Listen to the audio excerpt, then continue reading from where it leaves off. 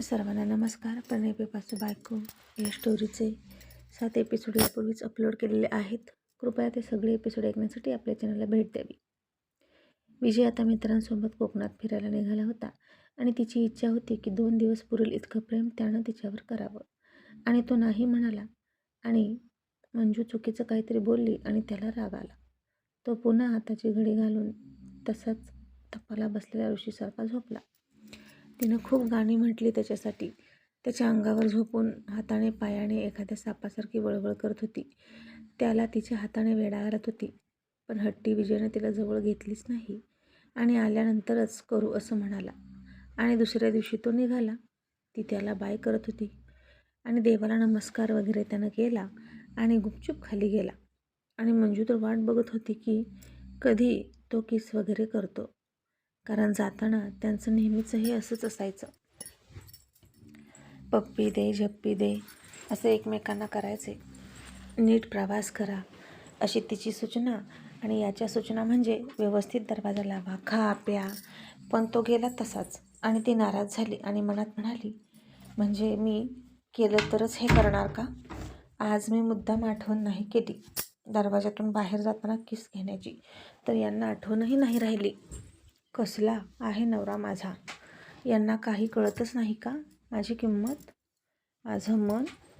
आता इतक्या छोट्याशा गोष्टीने सुद्धा मंजू मॅडम नाराज झाल्या. आणि इतरांचे नवरे किती त्रास देतात बायकांना, तसा त्रास दिला नव्हता सुद्धा. आणि संसार नुसता गोडगोड होता, जायफळ घातलेल्या पुरणपोळीसारखा. जे खाऊन गुंगी येते, नशा येते आणि त्याच्या गोड गोड प्रेमानं ती कायम नशा यायची तिला. आणि आता जाताना पप्पी नाही घेतली म्हणून किती टेन्शन आलं तिला.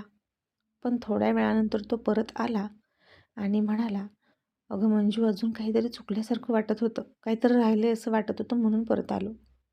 मंजू थोडीशी नाराज होत म्हणाली, चार्जर राहिला असेल. आणि त्यानं आता तिच्या भोवती मिठी मारली आणि म्हणाला, हे राहिलं होतं. तशी ती हसायला लागली. चला, म्हणजे नवऱ्याला जे काही शिकवलं इतकी वर्ष ते तो विसरला नाही असं तिला वाटलं. तो तिला संसारातल्या खूप गोष्टी शिकवायचा आणि नाही शिकलं की शिक्षकांना राग येतो आणि तीही त्याला काहीतरी शिकवायची. मग त्यानं तिची पप्पी घेतली आणि गेला आणि मग 2 दिवस असेच आठवणीत गेले आणि 2 दिवसांनी परत आला. तिच्यासाठी भरपूर खाऊ घेऊन आला आणि संध्याकाळी झोपताना मंजूला जास्त काही वाटतच नव्हतं त्याच्याबद्दल आकर्षण. एकदा दुरावा निर्माण झाला की नको वाटायचं ते सगळं आणि मग सतत जवळ असलं की सतत जवळ असावं वाटायचं. आता प्रत्येक माणसाच्या शरीराची वेगळी वेगळी हॅबिट असते ना. मग आता 12 वाजत आले. तिला त्याच्याकडून प्रणयाच्या वर्षावाची अपेक्षा नव्हती, पण त्यानं जवळ येऊन झोपावंसं वाटत होतं. एका इमोशनल टचची तिला गरज होती. मग 12 वाजले तरी माणूस झोपायला येईना आणि रात्रीच्या 12 वाजता मंजूचा पारा चढला आणि तिनं त्याला अल्टिमेट दिला आणि म्हणाली, जानू 5 मिनिटात नाही झोपायला आला तर मी बाहेर जाऊन झोपेन. आणि जानू म्हणाले, मी तुला उचलून आणीन. मंजू म्हणाली, इतकं करेपर्यंत काही गरज आहे का? या ना लवकर, कंटाळा आला असेल ना प्रवासाचा, अशी ती खूप गोड आवाजात म्हणाली. मग तो उठला आणि जवळ झोपला. मंजू त्याच्यापासून थोडी दूर झोपली. म्हणजेच दूर म्हणजे किती, तर दोघांचे खांद्याला खांदे टच होत होते आणि याला यांच्यात दूर असं म्हटलं जायचं. मग आता जवळजवळ म्हटल्यावर कसं असेल याची कल्पना करावी. आणि ती म्हणाली, मला मिस केलं की नाही तुम्ही, की मित्रांमध्येच गुंग होऊन गेलात आणि तुम्हाला केलं तर तुझ्या बांगड्यांची किणकिण, तुझ्या पैंजणांचा आवाज मी खूप मिस केला.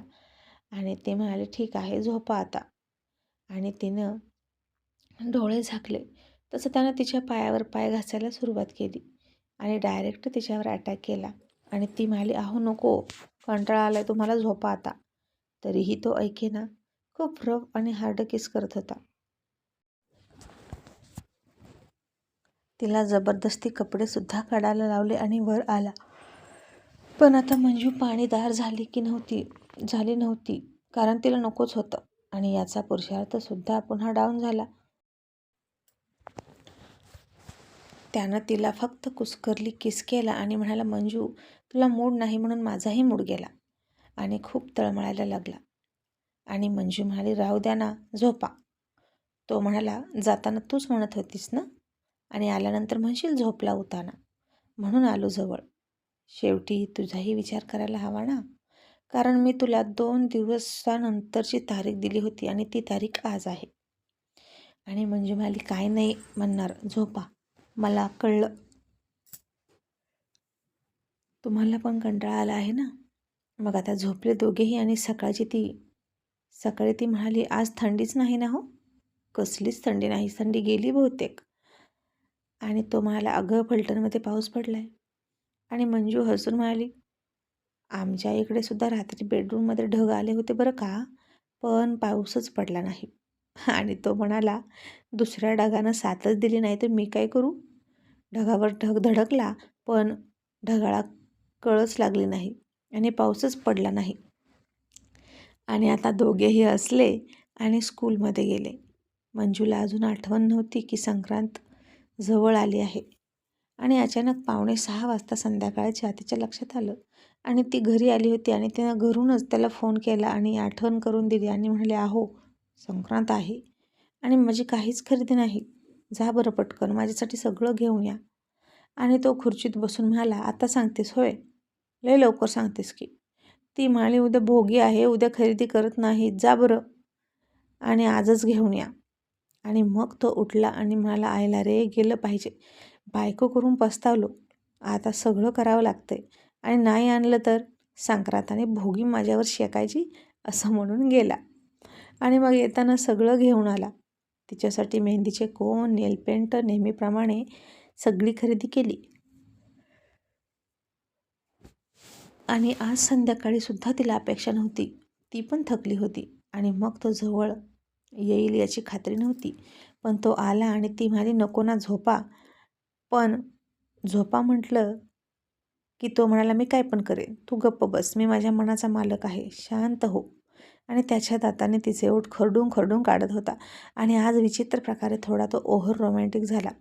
आणि आताही तिचा नाईलाज झाला, तरीही तो थकलेलाच होता आणि कामच झालं नाही. आणि खाली झोपला आणि म्हणाला, मंजू काय करू ग, होतच नाही. ती आता हसली आणि म्हणाली, म्हातारे झालात तुम्ही. आणि तो म्हणाला, अजिबात नाही, पण ड्रायव्हिंग करून पाय दुखतात. मंजू म्हणाली, तेच ना, म्हाताऱ्यांचेच पाय दुखतात. आणि तो म्हणाला, तुझ्या आता तुला उद्या गंमत दाखवतो. आणि ती म्हणाली, माझ्या मनात आल्याशिवाय तुम्ही मला गंमत दाखवू शकत नाही. एकतर तुम्हाला माझ्यावर जबरदस्ती करावी लागेल किंवा माझ्या मनाप्रमाणे करावे लागेल. आणि तो गप्पच बसला.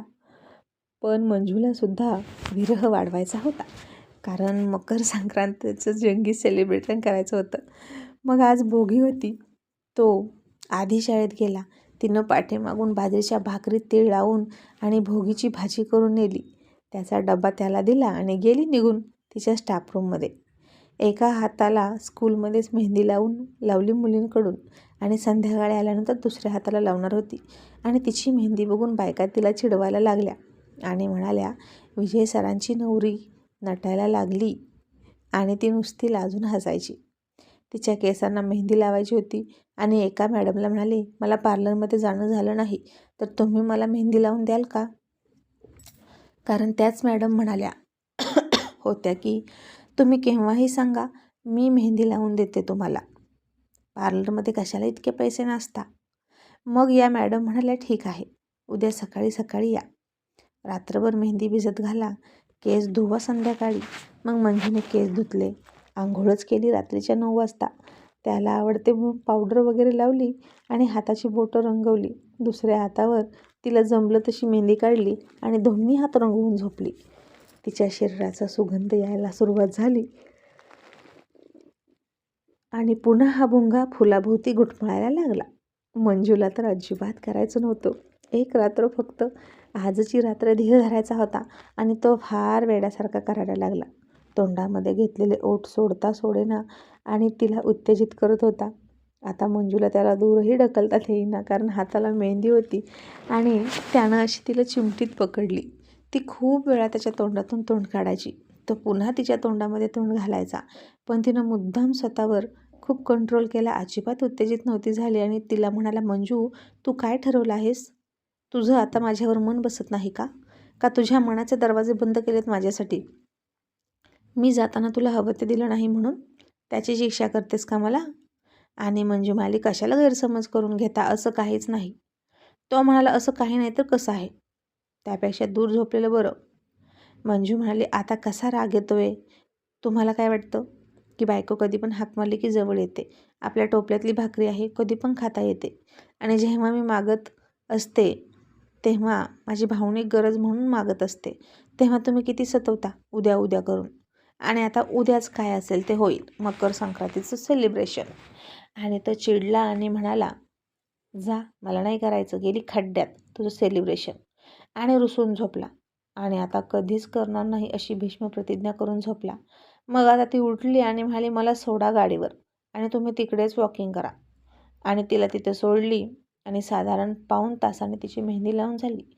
तो तिला घ्यायला आला आणि ती त्याला मुद्दाम म्हणाली, अहो मला की नाही आता पार्लरमध्ये सोडा, मी अपॉइंटमेंट घेतली आहे, माझं ब्लीच करायचं, माझं फेशियल करायचं, eyebrow, upper lips, manicure, pedicure असलं पण करायचं आणि याला वेळ जाईल 2-3 तास. आता ही सगळी नावं मंजूला आत्ता कुठे कुठे माहीत झाली होती. तीही ऐकून ऐकून, प्रत्यक्षात कधीच काही केलं नव्हतं.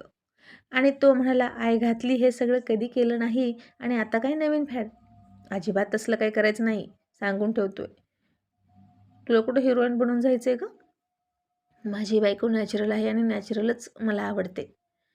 ती म्हणाली, अहो मी डल दिसेन आणि बाकीच्या बायका चमकतील आणि तुम्ही त्यांच्याकडे बघाल. मकर संक्रांतीसाठी बायका काय काय करतात खासच, हे तर फक्त सांगण्याचं झालं, पण त्याला खर्चसुद्धा किती आहे. आणि तो मला खर्चाचं मुर्दे गं, ही असली थेअर करायची गरज नाही. उगीच सुंदर दिसण्याचं कॉम्पिटिशन लागतं बायकांमध्ये.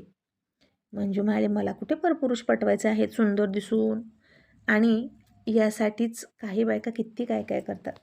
आणि मला म्हणतात की तुला मुलगी नाही म्हणून तू म्हातारी दिसतेस, स्वतःकडे लक्षच देत नाही. मुलगी असती म्हणजे मग राहिली असती चांगली. आता कळलं का तुम्हाला, तुमची बायको काहीच करत नाही? तो म्हणाला, अगं इतका वेळ जर पार्लरमध्ये घालवते तर पोळा कधी करतील या बायका? मंजू म्हणाली, पोळ्याला असतात की मोलकरणी आणि या फक्त मिरवायला. आणि आता आपल्या बायकोची किंमत कळेल का तुम्हाला? आणि तो म्हणाला, हो कळली गं. आणि मग ती घरी आली आणि नॅचरल तर नॅचरल असं म्हणून घेतलं ज्वारीचं पीठ आणि केलं घरीच फेशियल. कारण ज्वारीचं पीठ खूप नॅचरल असतं बरं का.